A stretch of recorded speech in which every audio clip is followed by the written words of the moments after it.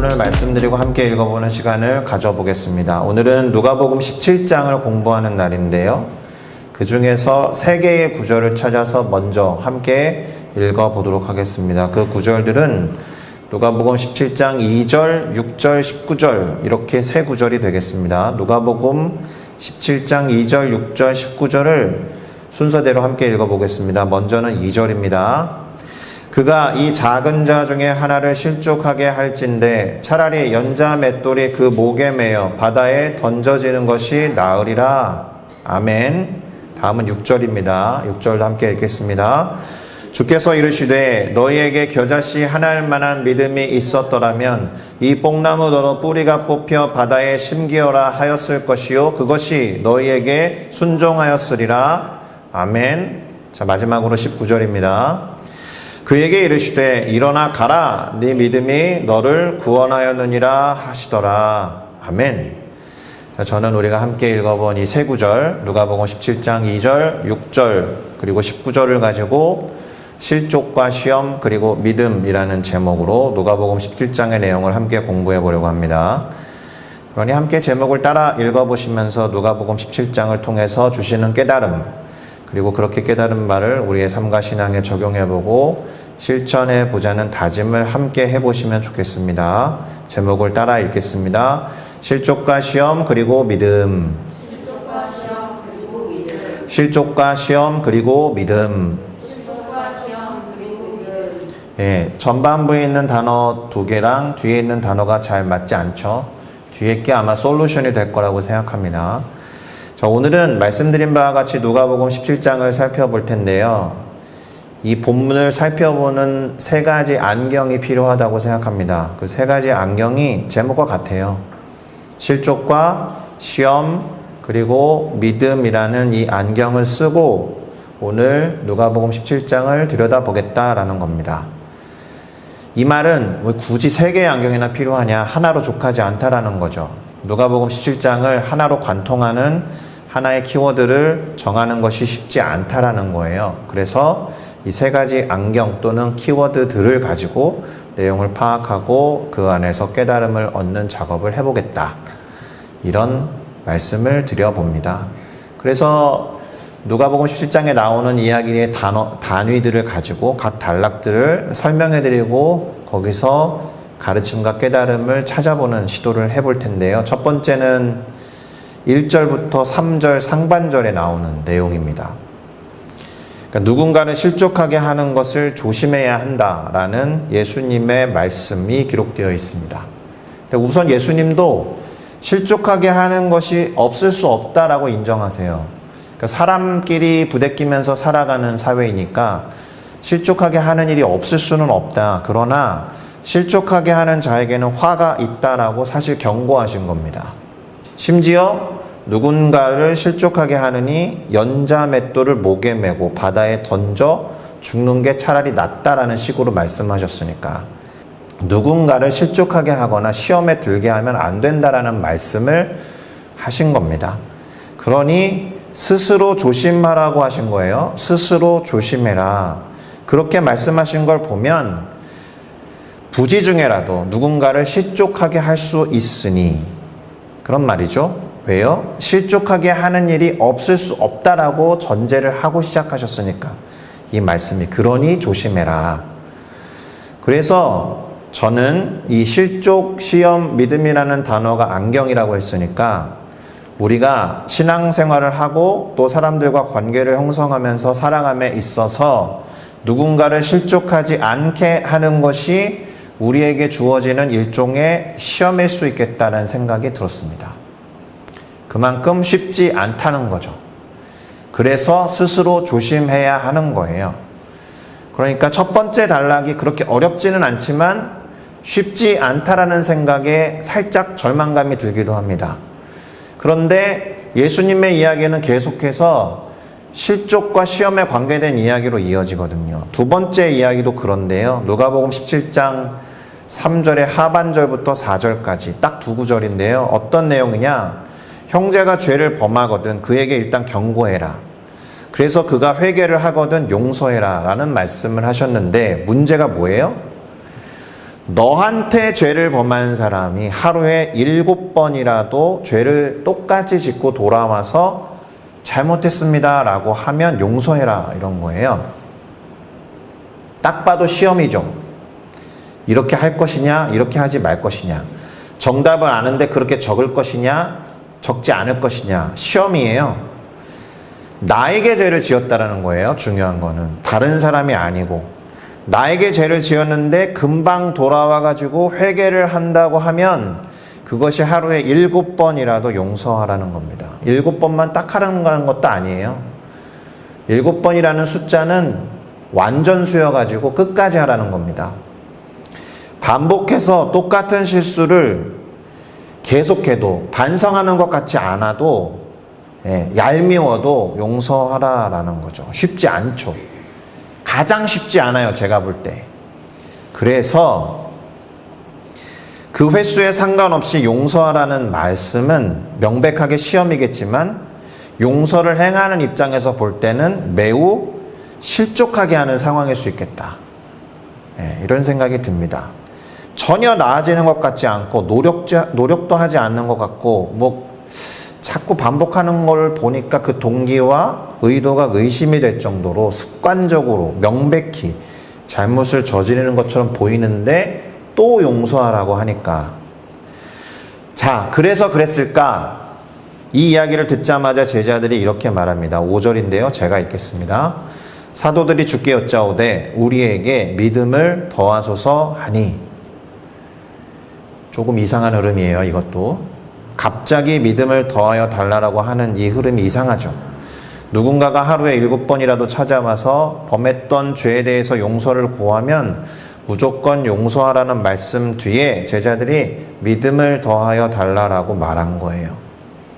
이에 대한 예수님의 대답을 먼저 듣고서 가보겠습니다.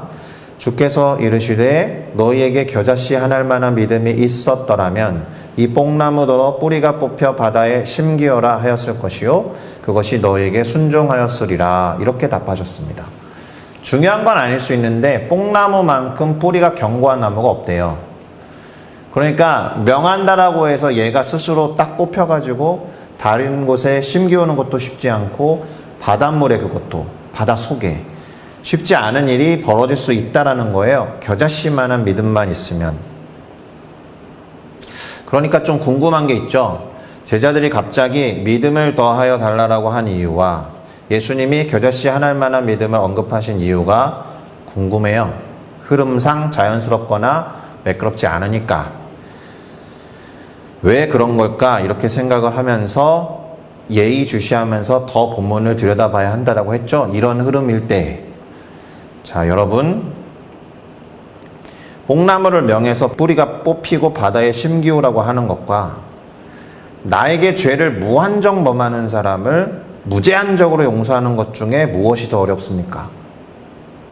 뭐가 더 실족하게 만듭니까? 우리가 뽕나무한테 명령할 일이 있겠습니까? 뽕나무가 명했는데 그렇게 안 된다 그러면 시험에 들진 않을걸요? 그럴 수도 있지. 내가 믿음이 적은가 보지, 이럴 수 있겠지만, 자꾸 나한테 죄를 범하는 사람이 찾아와가지고 용서해 주세요라는 것을 용서해야 하는 것만큼 우리를 시험에 들게 하는 일이 없단 말입니다. 실족하게 해요. 자꾸 왜 나한테만 하나님 용서하라고 하시는 거야, 이런 식으로. 그래서 제자들은 믿음을 구했던 것이죠. 믿음 없이 그대로 순종해서 용서를 하면 될 것을 굳이 믿음을 구하는 이 제자들의 옹졸함과 속좁음이 보이기도 하지만, 그렇게 순종하고 용서하기 위해서 믿음이 필요한 게 맞아요.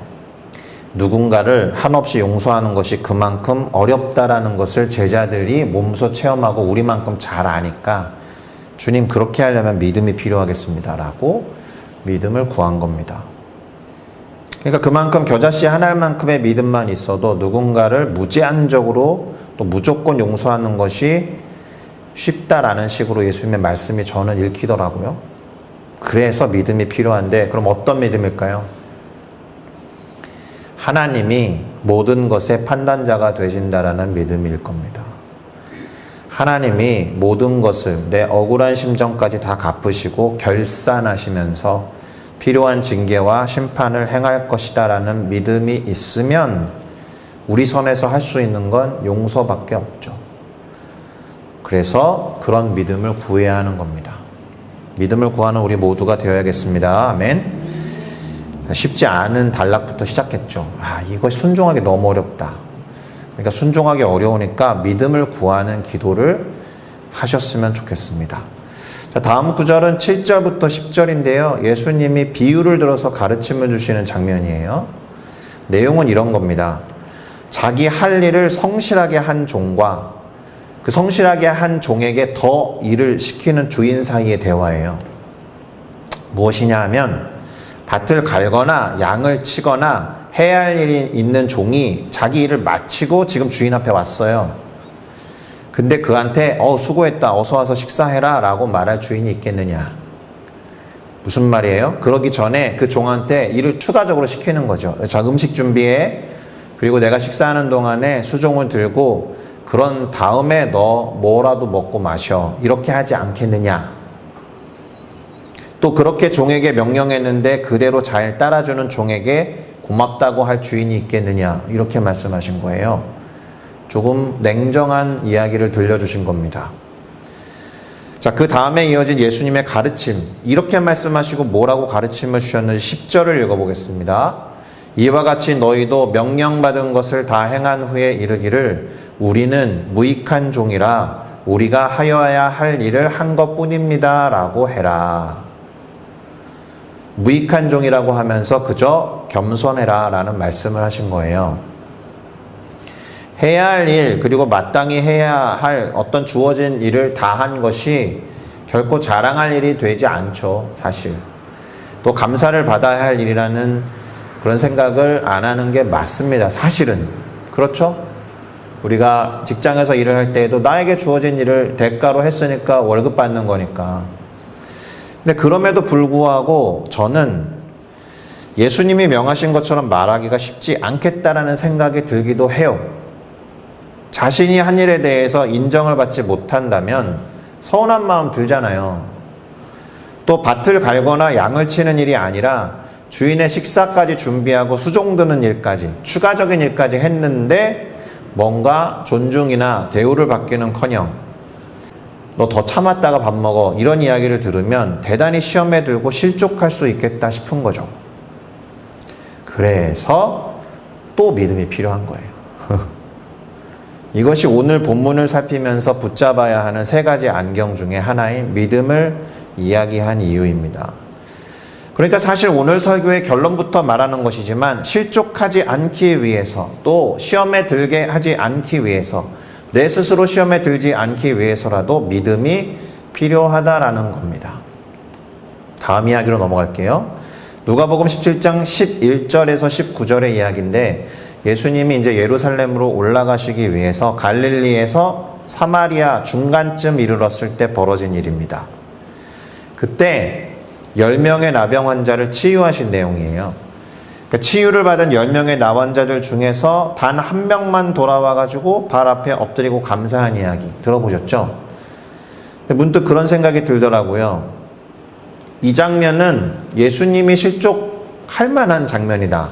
예수님이 시험에 들 만한 상황이 아니었을까라는 생각이 들었어요.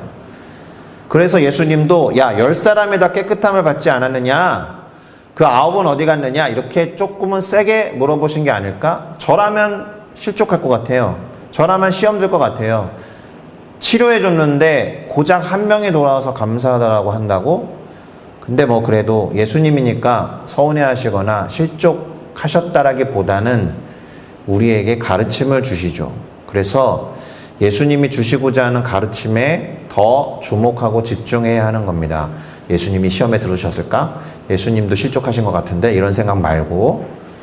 그래서 저는 두 가지 믿음에 관한 이야기를 하고 있다라는 생각이 들었습니다. 우선 이 일이 어떻게 시작되었는지 좀 볼 필요가 있는데요. 나병 환자 10명이 예수님을 보고서 멀리서 소리를 높여서 외친 거죠. 예수 선생이여 우리를 불쌍히 여기소서. 아마도 이들 안에는 믿음이 있었던 것 같아요. 예수님에 대한 기대가 있었겠죠.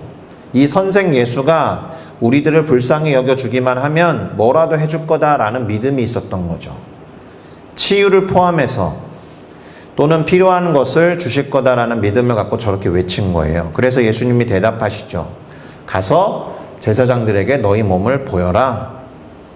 자, 이들에게 믿음이 있었던 게 틀림이 없었던 것은 이 예수님의 말씀을 듣고 그대로 따라 행합니다. 순종했다라는 거예요. 그들이 가다가 깨끗함을 받은지라. 그런데 제가 가다가 라는 말에다 노란색으로 강조해 놨잖아요. 믿고 순종했더니 그 일을 행하는 도중에 치유가 일어난 겁니다. 가서 보이는 것도 하지 않은 상태에서 가는 도중에 치유를 받았다. 이게 중요합니다. 원래는 나병에서 치유를 받으면 제사장한테 나 치유받았습니다. 나 다 나았습니다. 라는 것을 보이고 공식적으로 제사장에 의해서 치유가 선포된 다음에 정상적인 삶으로 복귀할 수 있으니까 사실은 가는 도중에 치료가 되지 않으면 몸을 보일 필요가 없거든요. 그러니까 이들은 제사장에게 자기 몸을 보여줄 이유라는 것을 이제 갖게 된 거죠. 나았으니까. 확실히 이 10명의 나병 환자를 치유하게 한 믿음이 있었던 거예요. 이 사람들 안에는.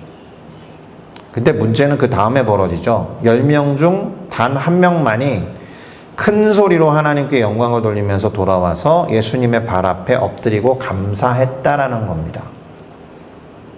자, 우리는 바로 이 사람의 믿음에 주목해야 해요.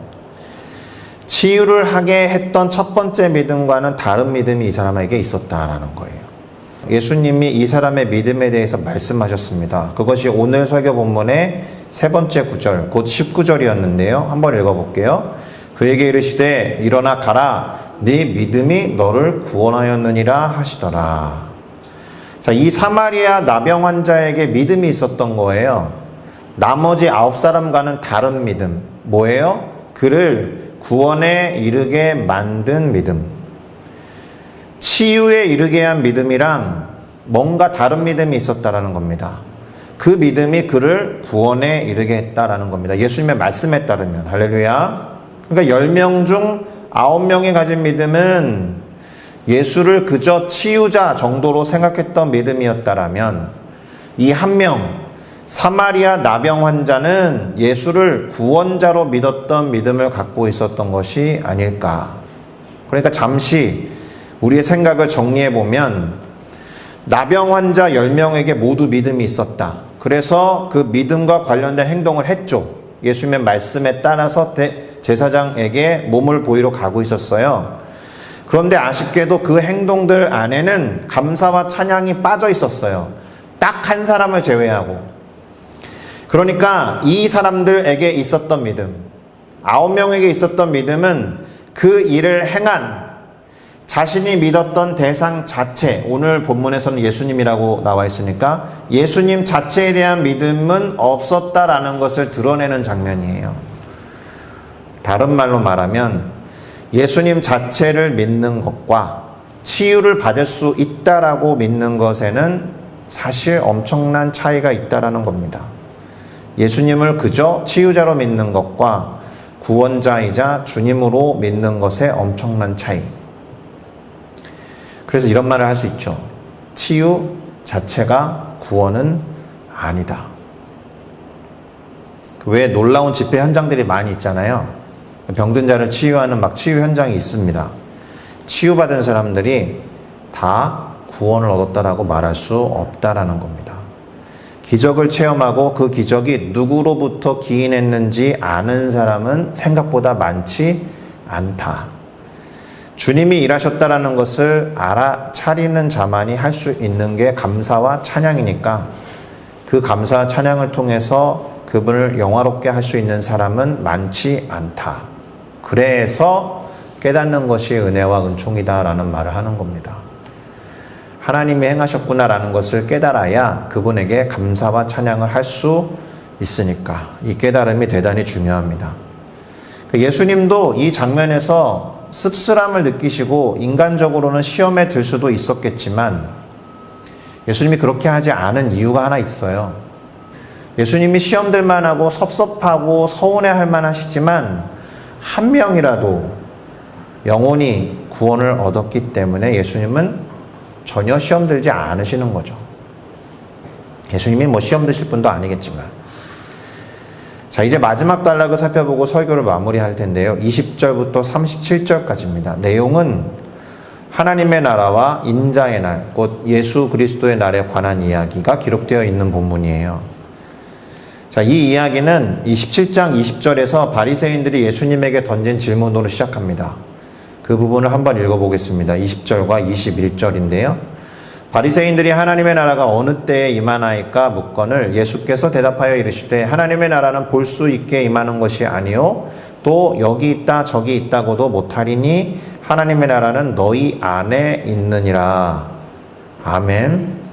바리새인들의 질문에 예수님이 답하신 내용을 들어보면 그들이 하나님의 나라가 임하는 시간에 대해서 물어본 것이 아님을 알 수 있습니다.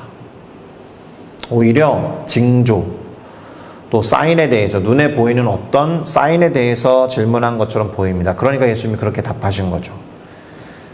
그러니까 예수님이 여기 있다 저기 있다라는 식으로 눈에 보이게 임하는 것이 아니다라는 말씀을 하신 이유는 바리새인들이 물어본 질문이 눈에 보이는 어떤 것, 어떤 현상에 관한 질문이었기 때문에 이렇게 답하신 거예요. 그리고는 하나님의 나라는 너희 안에 있다라고 하셨습니다. 그러니까 뭐 드라마틱하게 어떤 모습으로 임한다라는 이 말보다 이미 임한 것처럼 말씀하셨다라는 거예요. 그런데 우리는 두 가지 정도의 질문이 떠오를 수 있습니다. 첫 번째, 바리새인들은 진심으로 하나님의 나라가 임하기를 바라고 있었을까? 진심으로 하나님의 나라가 임하기를 바라는 사람들의 질문은 어떤 현상, 눈에 보이는 어떤 것을 놓고 질문하지 않거든요, 사실. 두 번째, 왜 예수님은 하나님의 나라가 그들 안에 있다라고 하셨을까? 여기서 그들은 바리새인들이거든요. 우리가 언뜻 생각하면 바리새인들 안에 하나님 나라가 임한 것처럼 보이지 않거든요. 바리새인들은 잘못된 예시로 나타나는 경우가 많으니까. 일단 첫 번째 질문에 대해서는 그런 것처럼 보이진 않지만 사실 알 수 없죠. 그 사람들의 속을 우리가 들여다볼 수 있는 건 아니니까. 그보다는 저 질문을 우리한테 해야 하는 거죠. 하나님의 나라가 임하는 것을 진정으로 원하는지, 그것이 우리에게 시험일 수 있다라는 거예요.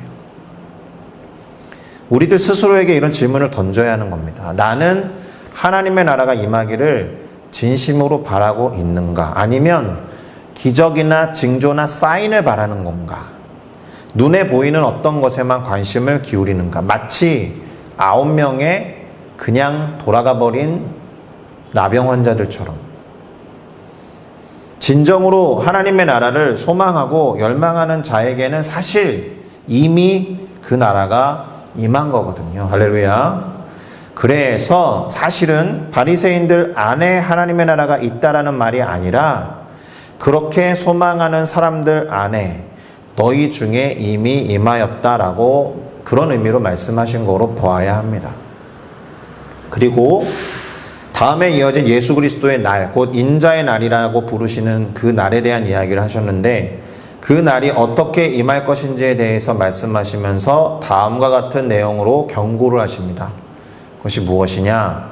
하나님 나라 이외에 다른 것에 관심을 기울인다면, 같은 맥락의 질문이에요. 바리새인들이 정말 하나님의 나라를 정말 원했을까? 다른 데 관심이 있었던 건 아닐까라는 것과 마찬가지로 하나님 나라 이외에 다른 것에 관심을 기울이면 마치 노아의 홍수 때 사람들이나 소돔을 빠져나올 때 뒤를 돌아보았던 롯의 아내와 같이 구원을 얻을 수 없게 될 거다라는 경고를 하셨습니다.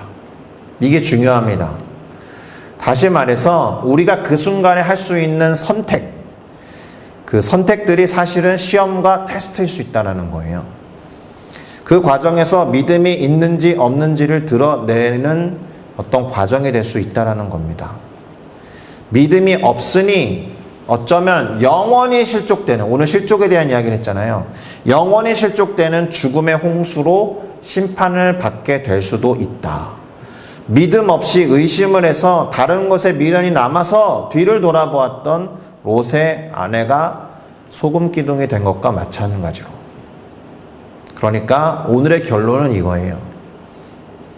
믿음이 없는 것만큼 우리를 영원히 실족하게 하는 것도 없다. 자, 이제 설교를 마무리하겠습니다. 오늘 본문은 하나의 단어로 요약해서 흐름을 파악하고 전달하기 쉽지 않다라고 했어요. 그 몇 가지 이야기들이 마치 독립적으로 존재하는 것처럼 보이거든요. 그럼에도 불구하고 실족과 시험, 믿음이라는 세 가지 안경으로 들여다보면 어느 정도 흐름이 보입니다. 선택이라는 것은 무엇이 좋은지, 무엇이 옳은지 그것을 드러내고 반영하는 행위잖아요. 그리고 그 좋은 것과 옳은 것이 어디에서 왔는지를 아는 사람이야말로 감사하며 찬양할 수 있다라는 점에서 우리가 때때로 행하는 선택은 사실은 믿음과 관련이 있는 행동과 결정일 수 있다. 누군가를 시험에 들게 하거나 실족하게 하는 죄를 범하면 안 될 거예요. 그래서 스스로 조심하라고 하신 거죠. 또 우리들 스스로가 실족하는 일이 없어야 할 것이고 시험에 드는 일도 없어야 할 것이기 때문에 믿음이 필요하다라고 말씀하신 겁니다. 가장 중요한 것은 믿음이 없음으로 인해서 영원히 실족이 되는 경우예요. 그런 존재가 되지 않아야 한다라는 겁니다. 믿음을 소유함으로써 무엇이 중요하고 옳은지를 분명히 알고 그로 인한 믿음의 선택들을 함으로써 하나님께 감사와 찬양 그리고 영광을 돌림은 물론 하나님의 나라를 소망하고 그 안에서 살아가는 그것에 우선순위를 두는 우리 모두가 되어야 할 줄로 믿습니다. 할렐루야. 다른 것에 관심을 두거나 미련을 두지 않고 하나님 나라와 예수 그리스도의 다시 오심을 바라고 소망하며 누리는 우리 모두가 되기를 예수 그리스도의 이름으로 축복하고 소망합니다. 할렐루야. 기도하시겠습니다.